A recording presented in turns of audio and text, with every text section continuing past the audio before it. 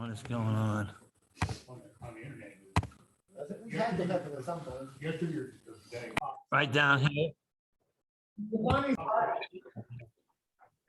I just do what I'm told. Okay, you remember Right. Yeah, I ate water. Good job, Danny. Okay, I guess. Where you live? Yeah, here. Around the sparkling pen?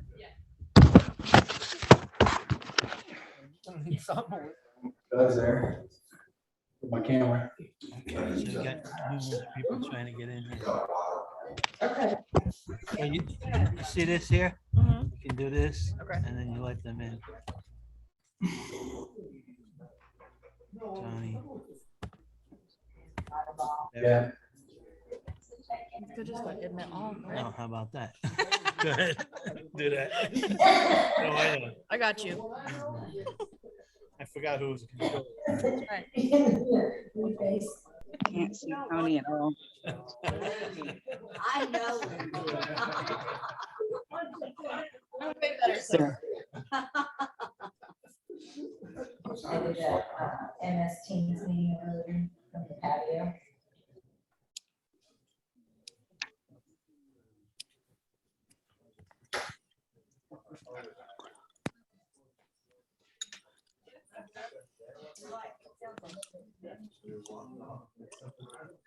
What's up, Joe?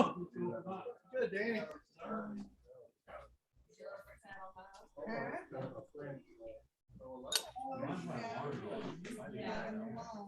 Hello, John.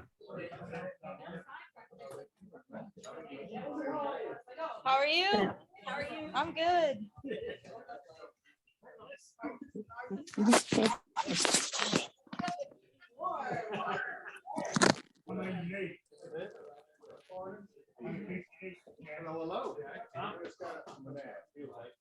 Hello.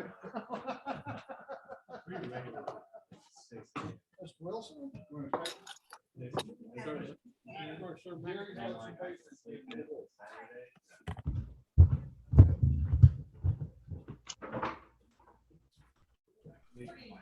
a lot of people on there tonight.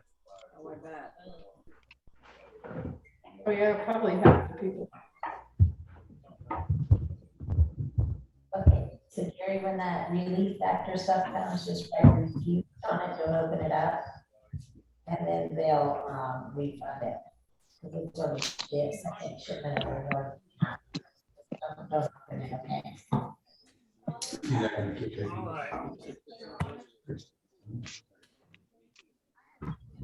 $90 or none. All right, let's grab our seats here. And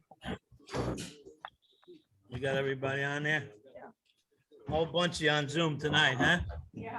Oh, yeah. A little cold weather. All right. Okay.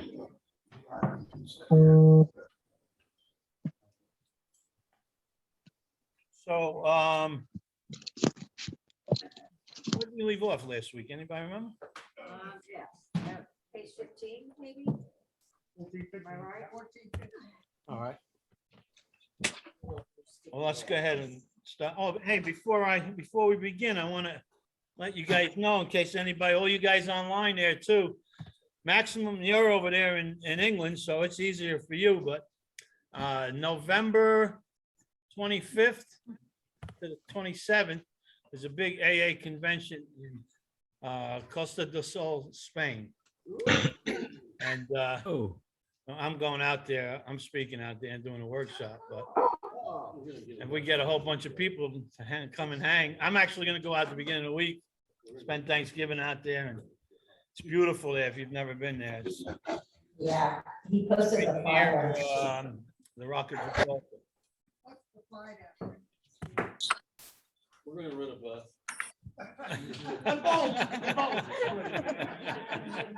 It's a hell of a bus there. I don't know, but it's. Hello, Patrick. I'm probably going out like the 20th or the 21st. Hey. Yeah, I'm gonna be out there for a week. It's really nice out there. I know last time I was out there, we took a little boat, 20-minute boat ride, and we were in Africa, in Morocco. That was pretty cool. So, and they got a good convention there. They'll have a banquet dinner and all that stuff. So if you want to go, let me know. We'll travel together or I'll meet you out there. Yeah, November 20. I posted on my Facebook, the hotel and everything. Gotta look up the towns. It's really beautiful there. Okay. So you Sorry, people can over there in somebody, St. Luca, you might want to come too. Danny, can there be announcement? I know a lot of people on Zoom have their volume up, so it's hard for us to hear whenever you're speaking. I don't know if everybody can mute themselves.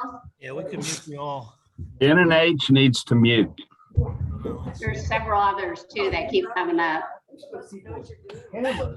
But I don't know, but there is a way we can mute you all here. We just ain't figured it out yet. So since we don't know how to mute all of you, would you please mute yourself? Oh, yeah. All right, page 15. Mute themselves. Let's get busy. Let's just go down to the bottom of the page, almost to the end, where it says, something about business and professional men have regained their standing. There is scarcely any form of trouble and misery which has not been overcome among us. So really what he's talking about, and we're gonna be discussing that probably this week and next week. Really what he's talking about there is that these 12 steps will solve all my problems. And I've been asking you guys to pick a topic that you're going to work the steps on, right? So again, if you've been sober for any length of a time, it doesn't make sense to be working the steps on alcohol and drugs. It just doesn't make sense. But whatever your topic is, and somebody over the weekend, somebody had called me and was asking me, they were working the steps on something. I can't remember who it was or what they said they were working the steps on. I'm getting old. But what I told them was they want to know about the fourth step. So when you're working the steps on anything other than alcohol and drugs, probably the doctor's opinion doesn't pertain to that. You could look at it anyway, but it probably doesn't pertain. But everything else works perfectly. And if you look at the steps as they're written here in the big book, the only step that addresses the problem is step 1. All the other steps are about the solution and the program of action to take you to the solution, right? So if you're working the steps, let's say on gambling, right? Step 1 is about gambling. Step 2 is, and the rest of the steps are all about the same way you did them at the beginning for alcohol and drugs. It's the same process. You're not working the second step or the fourth step or any step on gambling. You're only looking at it on step 1 because you're not working alcohol on any other step but step 1, right? So the process doesn't change. The only thing that changes is you can replace, whatever it is on step 1. The rest of the process is exactly the same each and every time. You have to do it again, but it's the same process the whole time. Okay, and it works perfectly. All right, so that's what we're talking about here. And actually, we're really finished with Bill's story. So let's go over and go to page 17. Now, again, don't yell out the answer, especially if you've been through this before. It helps to talk about it with those that haven't done this before. So the title of this chapter is There is a Solution. Okay. There's a message in the title. In the title of the chapter, there's a message. Anybody want to take a guess? Raise your hand if you want to take a guess what that message might be. Solution to alcohol. Well, put your hand down, Melissa.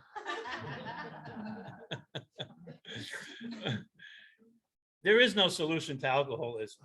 It's uncurable. You're going to always have it. Okay. It's like, if you have diabetes, you can put it under control, but you're not going to cure it really. So the solution to alcoholism is not, The title of the chapter is saying there is a solution, and there's a message in there, and that's what I'm trying to get from you. Is what might that message be? Huh? Last paragraph on the first page. The last paragraph on the first page. Have we discovered a common solution? Okay. Yeah. We have a way out on which we can absolutely agree and which, okay, very close. So what they're saying here, the word or a, however you want to say it, is singular, isn't it? So what they're saying here in this title is that there is one solution. Now, the big book of Alcoholics Anonymous, and again, if you guys, there's a lot of you online tonight because of the weather that aren't here. If you have a question, just unmute yourself and interrupt me because I can't see your hand. So there is a solution, one, singular. There's one solution. Now, the big book of Alcoholics Anonymous acknowledges the fact that there's lots of other ways to get sober. We don't have a lock on sobriety. We happen to have the best statistic for sobriety than anything else or any other program or any other thing. We have the best results, but we don't have a lock on sobriety. There's other ways to get sober. One of my brothers, he just passed away a couple of years ago. He was a born again Christian. When he died, he had over 40 years of sobriety. Never been to a meeting in his life. He was a straight up dope fiend. So I can tell you just from him that there's other ways to do this deal. Okay. And some people have gone to psychiatrists. Some have been dunked in water. Some, there's other ways. And we acknowledge that in the book, that there's other ways. But here's the thing. As far as Alcoholics Anonymous is concerned, there's only one way. There's only one way to get sober, and that's through the steps. We don't have a choice of, there's not a menu to choose from, okay? Would you like this? Would you like door number 1, door number 2, or door number 3? We don't have that. This is the way we get sober. And that is our solution. So there is a solution, singular. So that's important, realizing that. Now, so then I said that, I want to say this to you. There's 2 powers and 1 solution. There's 2 powers and 1 solution.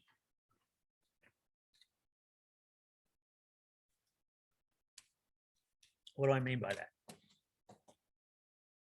What might the 2 powers be? Power of God, fellowship. Okay, the power of God and the power of the fellowship. That's right. Those are your 2 powers.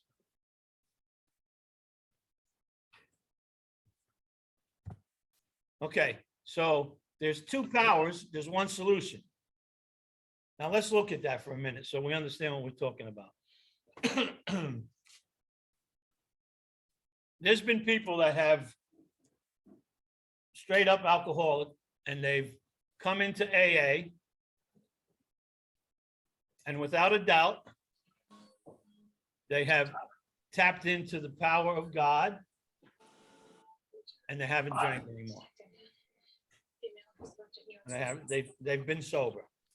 There's people that have come into the fellowship and they've tapped and they into AA and they've tapped into the power of the fellowship and they're sober. They haven't drank. There's some people that come into the AA and tap into the power of God and the power of the fellowship. They're on fire. And they don't drink. They haven't had a drink. All 3 of those are sober. But here's something that all 3 of them didn't do. All 3 of those people I just described, none of them have taken the solution. They've only tapped into a power.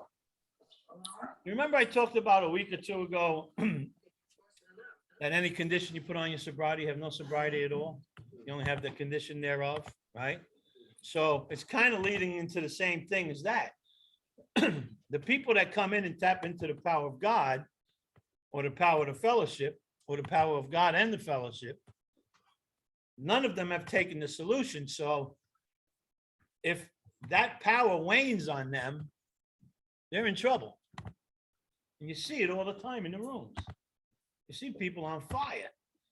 You know, some people, listen, I'm not talking about anybody in particular, and I'm not making fun of anybody, but some people never had a friggin' life to begin with.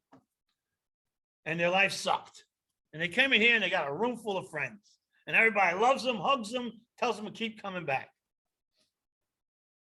They have tapped into a power that has done something for them, a positive thing, something good, helped change their life.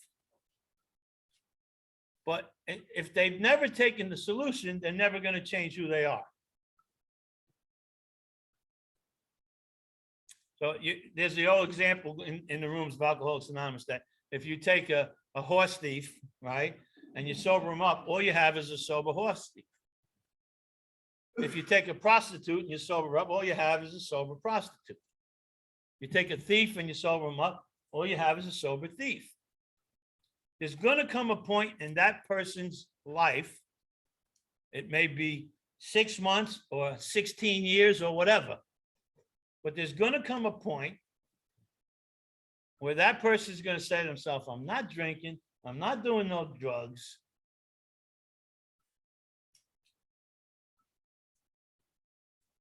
I might as well go out and steal something. I might as well go out and sell my ass. I might as well go out and do something, right? It's going to make more sense for them to go back and do what they've done all their lives or for a long time than it is for them to not do that and change who they are. You follow me? So none of those people have taken the solution. And until you've taken the solution, you haven't changed who you are. Some people could last in these rooms for years and years without ever taking a solution or taking a drink. But eventually, it's going to make more sense for them to take a drink than it is for them to change. That's just, again, you'll see it all the time in the rooms. Okay. So when we talk about the two powers, don't mix up the fellowship for the program of action. They're two different things. I heard somebody say one time, the fellowship is like a flight of steps. I mean, the program is like a flight of steps, and the fellowship is like a banister. If you climb the steps and you hold on to the banister, it's a little easier going up the steps. But you don't climb up the banister.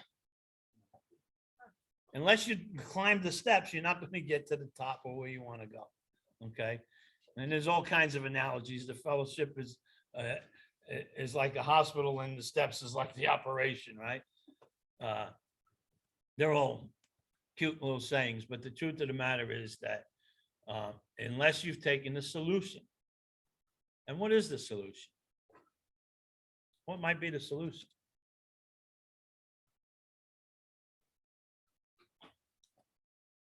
Anybody?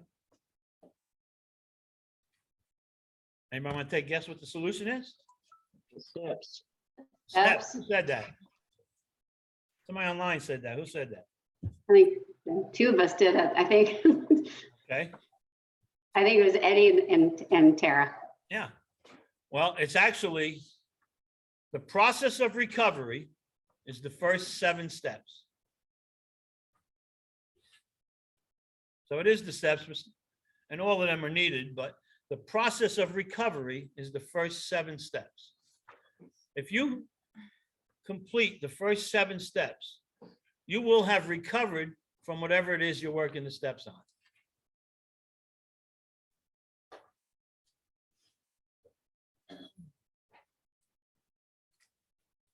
Now, how do I know that?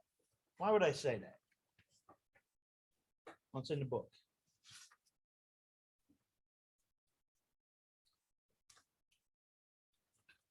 Go to page 25.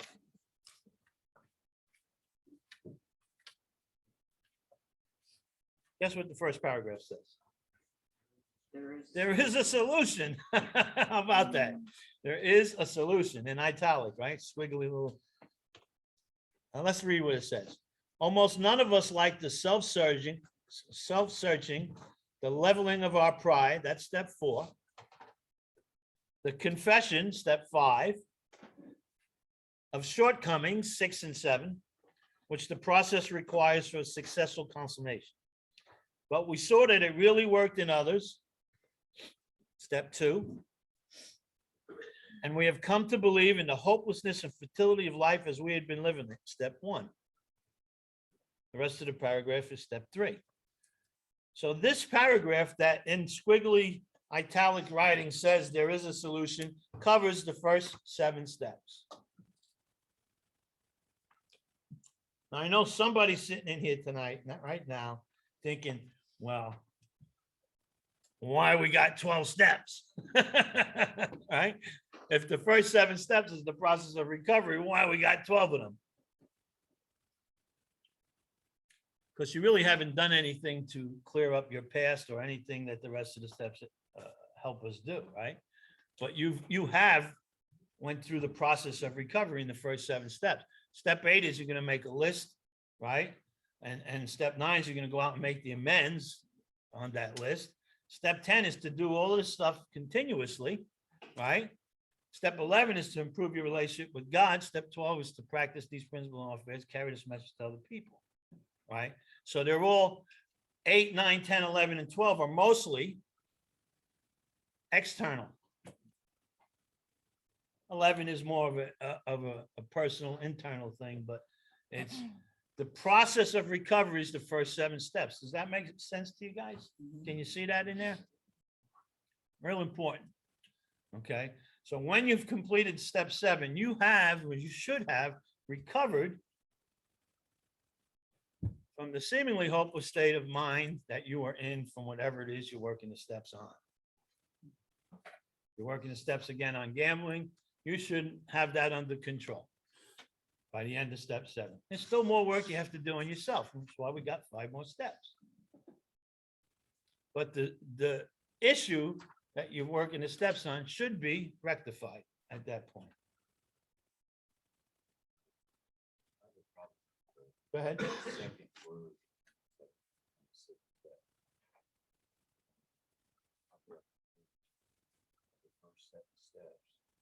The second word? I have worked the first sentence. Okay. Is entirely. Yeah. Okay. We're not gonna discuss that tonight because we're not there yet. But when we discuss that, it'll make sense to you, I promise you. When we get there, it'll make sense.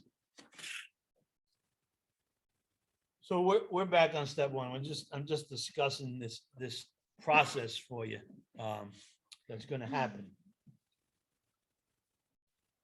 So again, first part of the program is what is the problem? What is the solution? What is the program of action, right?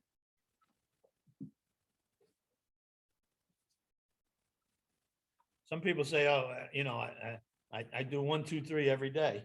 And I say, that's nice. That's like doing 25% of nothing. Or I live in 10, 11, and 12. That's nice too. It's like doing 25% of nothing. It's a 12-step program. It requires you to practice all 12 steps on an issue. The steps were never meant for you to pick one out and throw it at something. They don't really work like that. Might make something better, but that's not the essence of or the concept of what to do. You got an issue, you start with step 1, you work all 12 steps. And by the time you finish 7, you have recovered from that issue. All right, let's go back to page 17. So there is a solution. We of Alcoholics Anonymous know thousands of men and women who were once just as hopeless as Bill. Nearly all have recovered. They have solved the drink problem. Now, some people have a problem with that.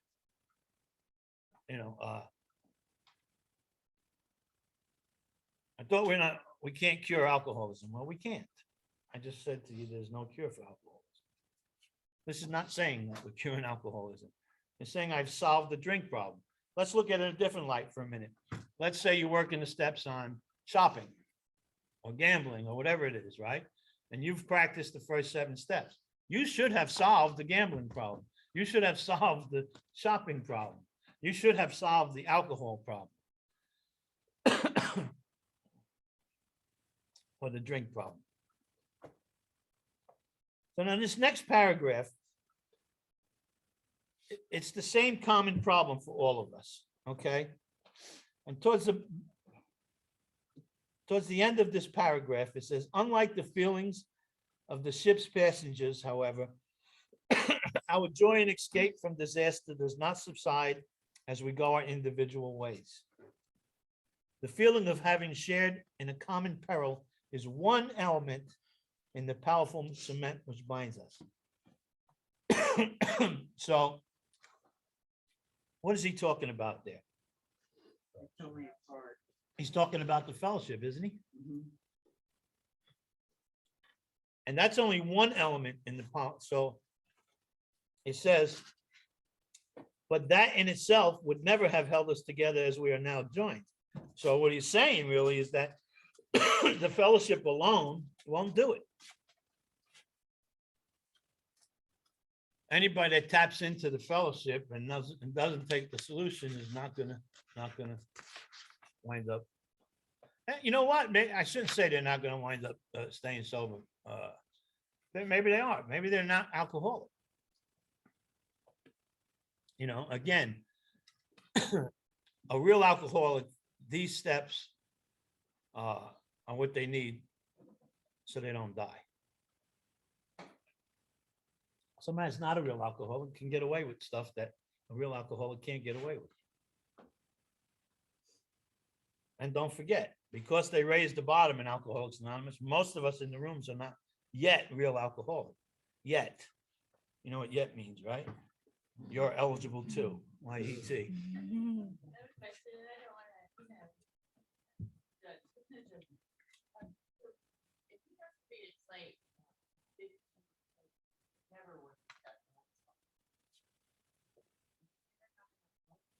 I would say their sponsor sucks. That's number one.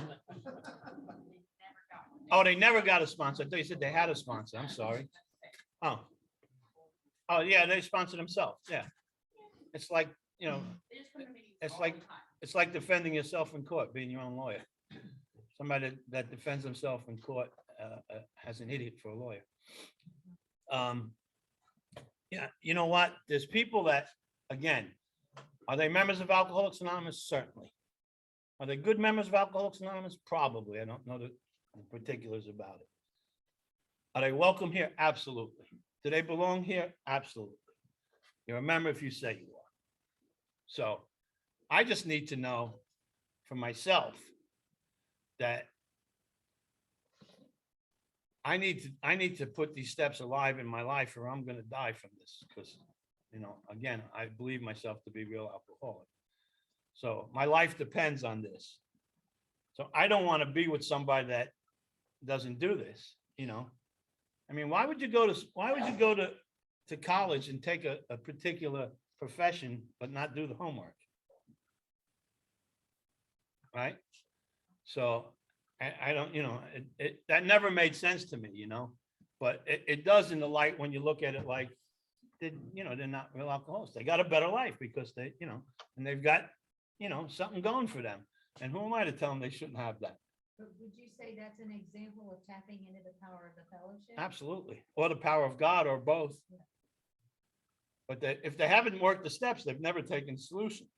So somewhere there, they're still the same person they were when they crawled in here. Maybe a little edges got rubbed off a little bit, but they're, you know.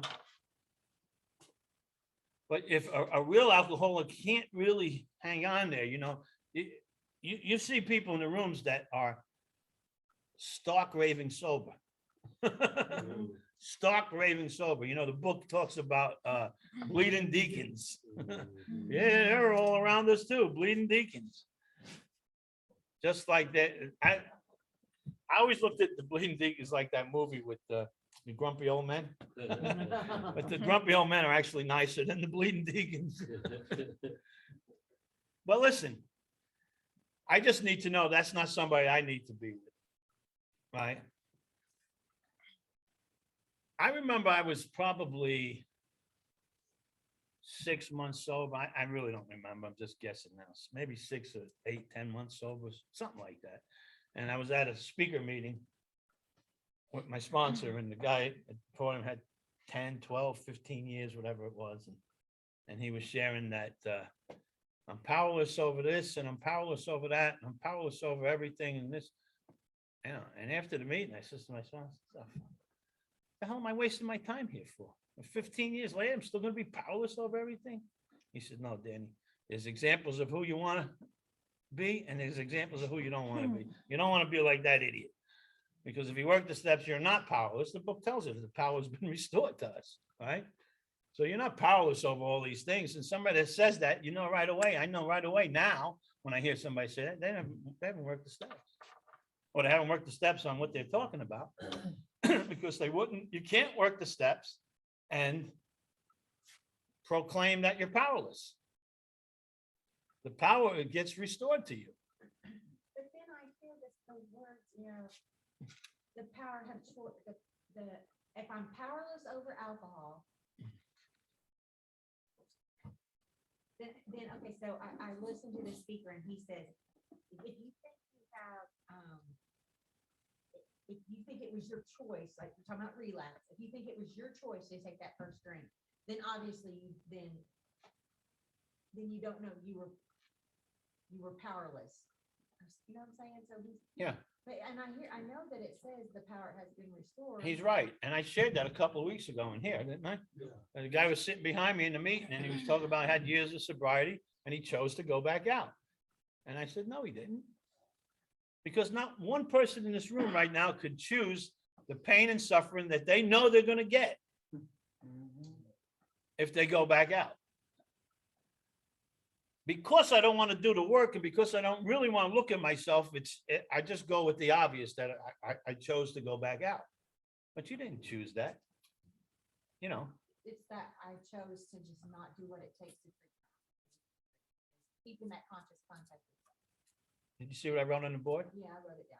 The capacity to learn is a gift. The ability to learn is a skill. The willingness to learn is a choice. Okay. So I think we talked about it the other day or a week or so ago that, you know,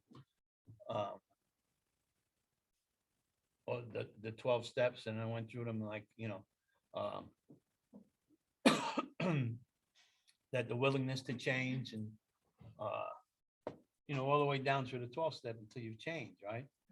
So a willingness is a foundation here for us that we have to have, you know, and if you, I think we already talked about it, didn't we? That I said you have a disease of mind and body. Which one can you do something about? Did we go over that? Yeah. Right. And so, and some people said, well, you know, the mental, and some people said the physical.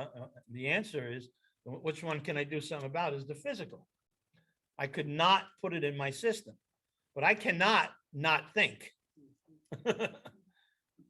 The more I try to not think, the more, if I try not to think about alcohol, I think about alcohol even more. So I cannot not think. And the book says, therefore, the problem centers in his mind rather than his body. Okay, so it's all in my head, right? And if I want to deny the fact that I have a disease of the mind, then I can say it. I just chose to go back out.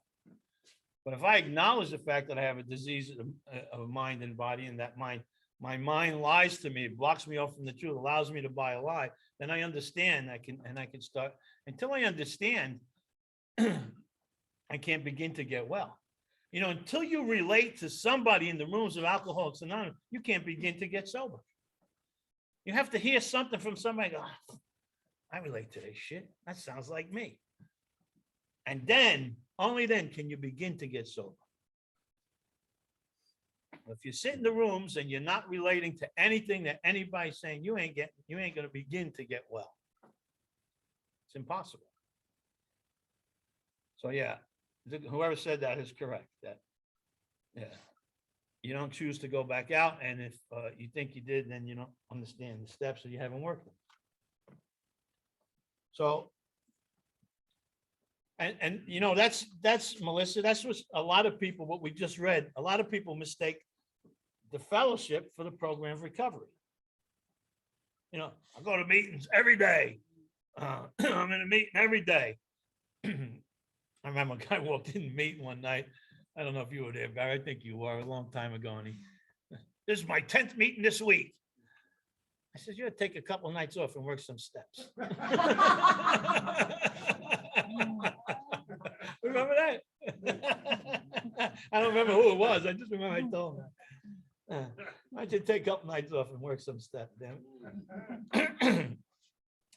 The tremendous fact for every one of us is that we have discovered a common solution. We have a way out on which we can absolutely agree and upon which we can join in brotherly and harmonious action. This is the great news this book carries to those who suffer from alcoholism. So what this is saying, that what we can absolutely agree on, a way out that we can absolutely agree on, is not the fellowship, it's the steps.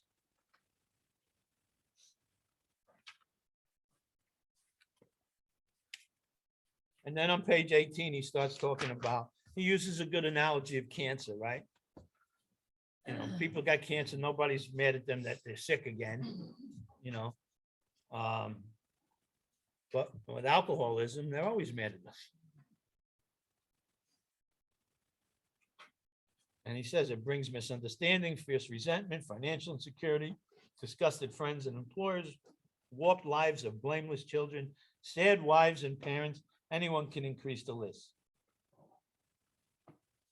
We hope this volume will inform and comfort those who are or who may be affected. There are many. So now he's not just talking about the alcoholic, he's talking about everybody around the alcoholic, right? When I got sober, 100 people around me got well.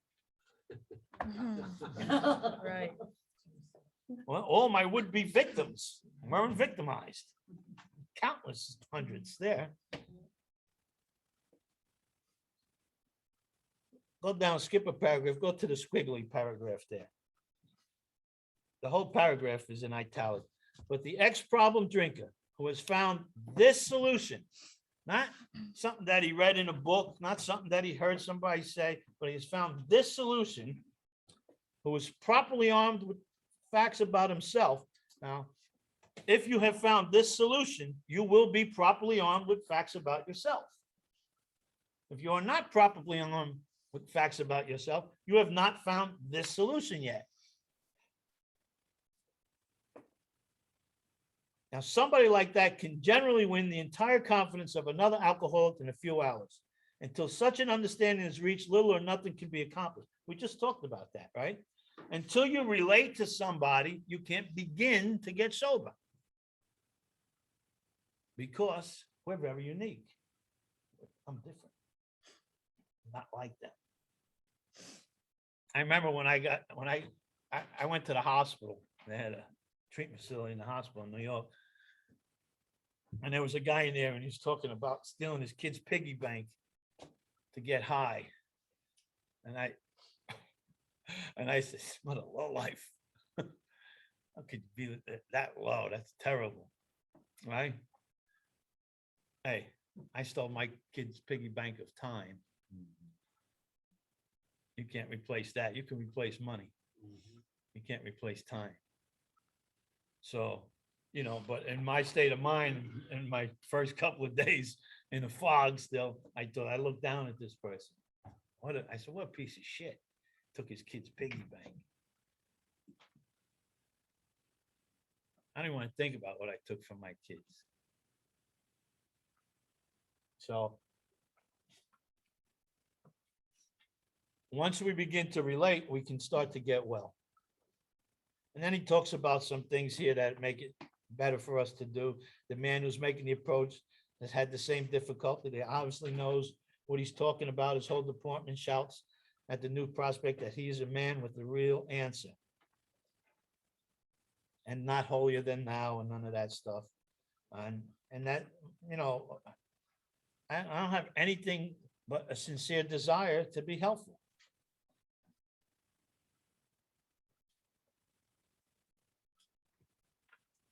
That's that altruism that we talked about, right? I just have a desire to be helpful. Not even that I have a desire to be helpful because I know it's going to help me. No. You got to get off of that stuff. It's like people go to hospitals and institutions and they say, all right, you got to go to hospital and because it helps you in your sobriety. That's not the reason to go there. The reason to go to a hospital or institution is to carry the message. In so doing, you're going to help yourself. But that's got to be a byproduct, not the reason why. Okay, and so after the people do this, they take up their bed and they walk again, right? And then none of us make a sole vocation of this work, nor we think its effectiveness would be increased if we did.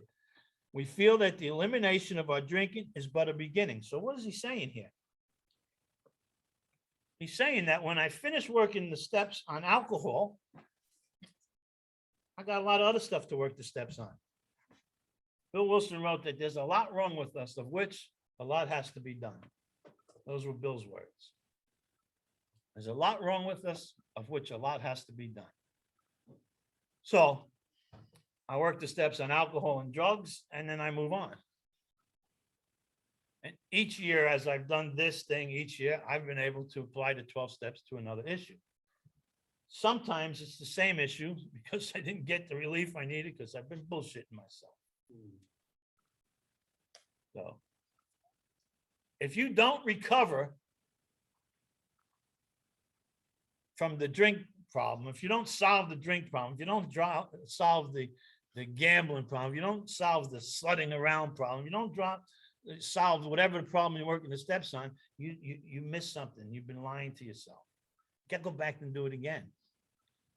It's okay. Nobody got to graduate by Tuesday. We have today, we're alive. Let's work on ourselves. Be better.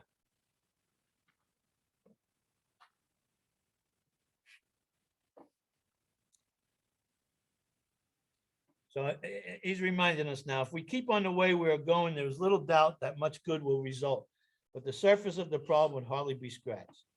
Those of us who live in large cities are overcome by the reflection that close by, hundreds are dropping into oblivion every day.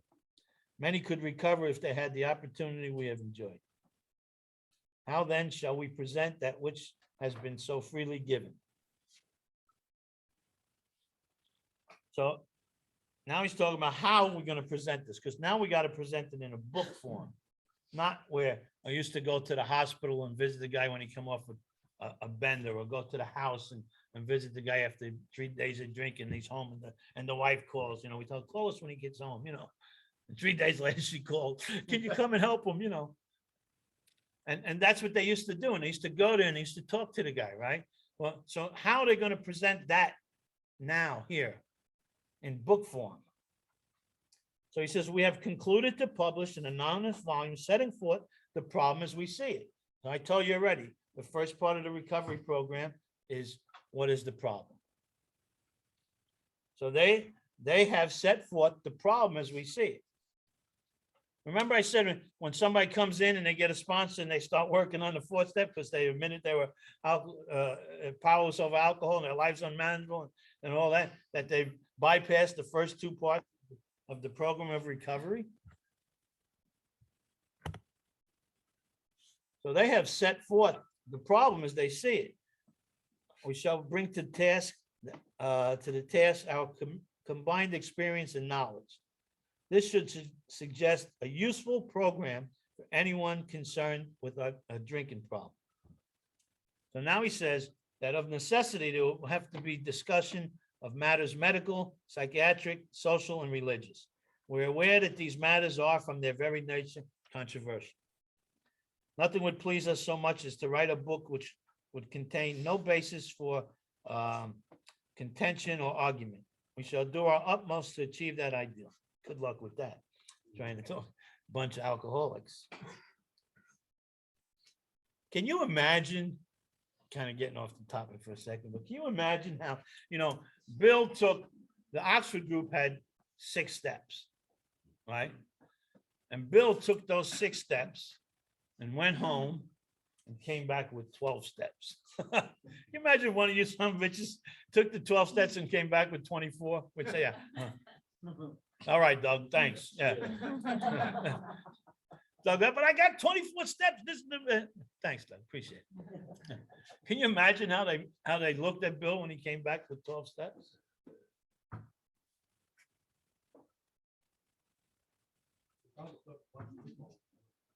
Huh? Yeah. You know, the big book of Alcoholics Anonymous and this program of recovery has got plenty of loopholes. I sponsored a lawyer one time, and one day I find out, listen, you're used to looking for loopholes. You want a loophole? There's a million of them in here. Don't waste my time anymore. Most of us sense that real tolerance of other people's shortcomings and viewpoints and a respect for their opinions or attitudes which make us more useful to others. That's an important sentence there. That eliminates right away the bleeding deacons, doesn't it? Our very lives as ex-problem drinkers depend upon our constant thought of others and how we may help meet their needs.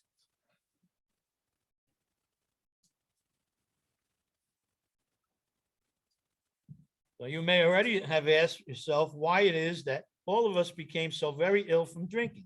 Doubtless you are curious to discover how and why, in the face of expert opinion to the contrary, we have recovered from a hopeless condition of mind and body.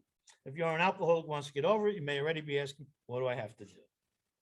It is the purpose of this book to answer such questions specifically. And I think we already talked about that, right? So, I mean, here, you know, they've already told you that precisely how we have recovered, and now they're going to answer your questions specifically, right? And then later on in a few more pages is going to tell you that clear-cut directions are given, right? And didn't we talk about the right and wrong way to do this deal? We talked about that? Did we not? One of the slogans that people you hear all the time, there's no right or wrong way to do this. If you're sober, you're doing it right. That is bullshit. That is bullshit. And forward to the first edition, the doctor says, forward to the first edition, he says, to show other alcoholics precisely, in italic, precisely how we have recovered. Precisely how we have recovered. On page 20, where we just were, it's going to answer your questions specifically. And on page 29, the top of the page, it says further on, clear-cut directions are given showing how we have recovered. So we have precise, specific, and clear-cut directions. How could anybody make the argument that there's no right or wrong way to do this? There's precise, specific, clear-cut directions. There must be a right and wrong way to do this. And you don't have to figure it out. It's already written down for you.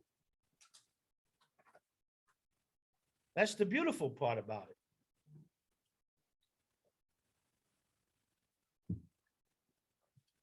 Doug, you want to pass the basket?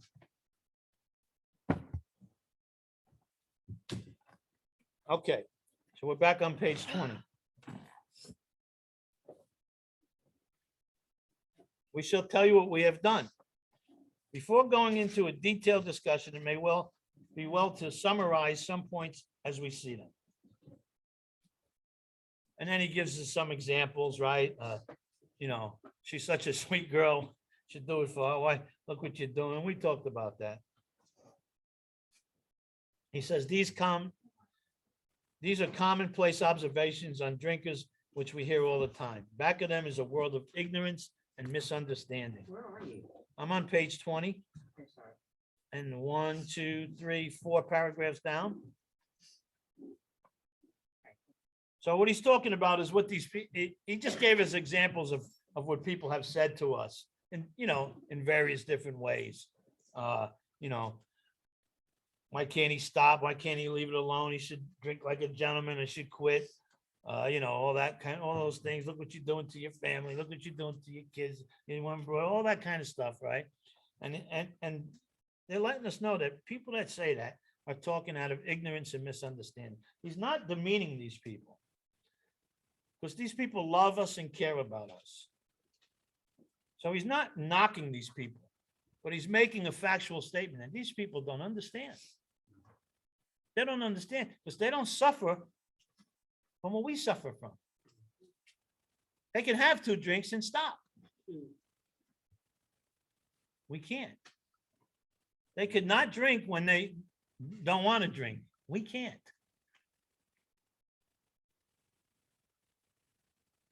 Now he's going to give you 3 types of alcoholics, 3 different types of alcoholics. The first type is moderate drinkers have little trouble in giving up liquor entirely if they have good reason for it. They can take it or leave it alone. That's the first type of drinker. The second type of drinker is then we have a certain type of hard drinker. He may have the habit badly enough to gradually impair him physically and mentally. It may cause him to die a few years before his time. If a sufficiently strong reason, ill health, falling in love, change of environment, or the warning of a doctor becomes operative, this man can also stop or moderate. Although he may find it difficult and troublesome and may even need medical attention. That's the second type. That's the hard drinker. And now we have the real alcohol. It's very important when you're studying this book to find yourself in this paragraph, the real alcohol. It's really not difficult to relate to this. Here is the fellow who has been puzzling you, especially in his lack of control. He does absurd, incredible, tragic things while drinking. None of us, right? He's a real Dr. Jekyll and Mr. Hyde. Again, none of us, right? He's seldom mildly intoxicated. He's always more or less insanely drunk. Do you know why that is? At a certain point in the real alcoholic, their body doesn't disperse the alcohol anymore.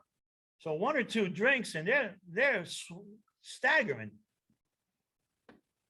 Or their mind, is where they could have drank a whole bottle a few years earlier. Now 1 or 2 drinks in there, and I've seen it. I've seen it as clear as day. Somebody turn just like that, and they give them a couple of drinks.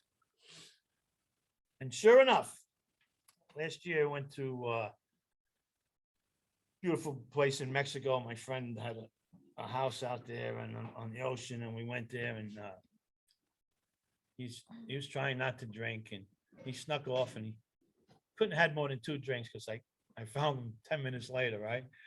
It was already stagnant, already loaded. 3 months ago, he just had a liver transplant. So, the way that affected him was just like what they're talking about here. So he says he is always more or less insanely drunk. His disposition while drinking resembles his normal nature, but little. He may be one of the finest fellows in the world, yet let him drink for a day and he frequently becomes disgustingly and even dangerously antisocial. He has a positive genius for getting tight at exactly the wrong moment, particularly when some important decision must be made or engagement kept. Nobody can relate to that, right? He is often perfectly sensible and well-balanced concerning everything except liquor. Remember we talked about, who was it, Doug, that was up in the log cabin? And oh, it was you, Vladimir. When it comes to wood-burning souls, Vladimir don't have a damn bit of sense, right? And when it comes to alcohol, Vladimir doesn't have a damn bit of sense. Because he's perfectly sensible and well-balanced concerning everything except liquor, but in that respect, he's incredibly dishonest and selfish.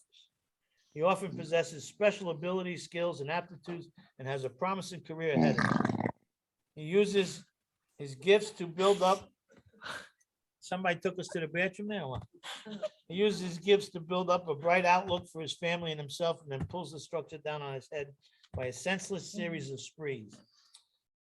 He is the fellow who goes to bed so intoxicated he ought to sleep the clock around. Yet early next morning, he searches madly for the bottle he misplaced the night before. If he can afford it, he may have liquor concealed all over the house to be certain no one gets his entire supply away from him and throws it down the waste pipe. As matters grow worse, he begins to use a combination of high-powered sedative and liquor to quiet his nerves so he can go to work. Then comes the day when he simply cannot make it and gets drunk all over again. Perhaps he goes to a doctor who gives him morphine or some sedative which to taper off. Then he begins to appear at hospitals and sanitariums. Can anybody relate to that? You don't have to have morphine to taper off from a doctor to relate to this. You know, you probably had a bunch of, I was gonna say Quaaludes, but they don't make those no more, right? Whatever they make now. Valiums, okay, thank you. So it shouldn't be difficult for you to put your own personal experience in that paragraph and relate to this person. All right. And if so, then you can see how sick you were when you got here. And he says, this is by no means a comprehensive picture of the true alcoholic, as our behavior patterns vary. But this description should identify him roughly. Does this description identify you roughly? Okay. Why does he behave like this? You know, why can't he stay on the wagon and all that stuff he says? And at the bottom of the page, he says, we know that while the alcoholic keeps away from drink, as he may do for months or years, he reacts much like other men. We're equally positive that once he takes any alcohol, whatever, into his system, something happens both in a bodily and mental sense, which makes it virtually impossible for him to stop. We talked about this, didn't we? Already? We went over this? These observations would be academic and pointless if our friend never took that first drink, thereby setting a terrible cycle of motion. Therefore, the main problem the alcoholic centers in his mind rather than his body. So I have a disease of mind and body, mental and physical, but my main problem is in my mind. Because if I'm not drinking and doing drugs, I cannot crave. Craving is a physical reaction to alcohol and drugs. A physical reaction. Remember, we have an allergy. An allergy is an abnormal reaction to something. It's an abnormal reaction. That's what an allergy is. I suffer from an allergy. So when I put that in my body, I have an abnormal reaction to that. If it's not in my body, I cannot have an abnormal reaction to something that I haven't taken. Right? If you're allergic to chocolate and you don't eat chocolate, you can't break out in hives because you didn't have any chocolate. So it's important that we understand what we're talking about here. That the main problem centers in my mind rather than my body, because I will screw myself so quickly. The disease is powerful. I'm powerless. I have to remember that at all times. Okay. Now, when you're working the steps on something other than alcohol and drugs, the same thing applies. Again, if you're working them on gambling, right? So when it comes to gambling, I am strangely insane. And all of the stuff that applies to alcohol really applies to the same thing, because I don't want to do it. I swear I'm not going to do it. And there I am doing it again. When you don't want to do something and you swear you're never going to do something and you find yourself doing it again, damn it, that's powerless. Now, how many times have you looked at yourself in the mirror and you said, I swear to God, I ain't going to do this no more? I swear. But earlier you said that if I say that I'm powerless, then I'm really not working the step. I didn't say that. Okay, well, I'm confused about the concept of powerlessness over whatever it is. And I find myself doing it after I swear I'm never going to do it again. I'm powerless over that. But if I stand up and say I'm powerless. Oh, no, I was talking about in general terms where the guy was sharing from the podium that powerless over my in-laws, I'm powerless over my wife, I'm powerless over these people, I'm powerless over my boss, I'm powerless over my kids, I'm powerless over, this. He was talking about all these things that I don't remember what he said. The only thing that still sticks with me 30 years later is that this guy had no power at all. Right, And I didn't really, this program didn't entice me at all. You know, I was only 6 months sober. Or am I gonna stick around here for 15 years and be just as powerless as I am now? Right?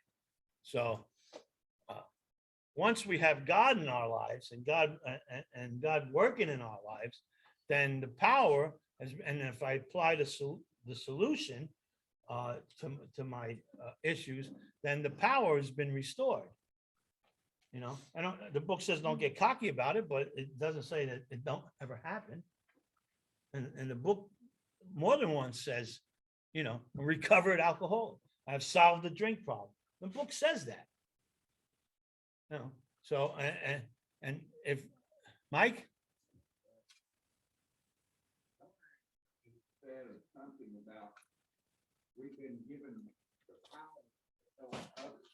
oh yeah, absolutely. We're still just as powerless.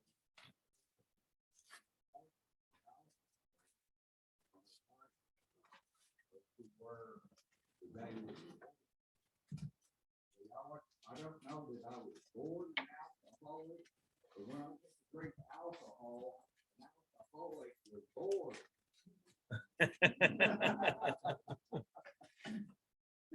Yeah. I'm always going to be powerless over alcohol and drugs, because that's my disease. Well, I'm not talking about that at this point. I'm talking about powerless over this one and that one and this thing and that thing, you know.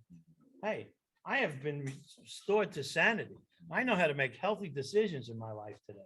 That doesn't mean I always make them, but I know what's right and wrong. And, you know, you can't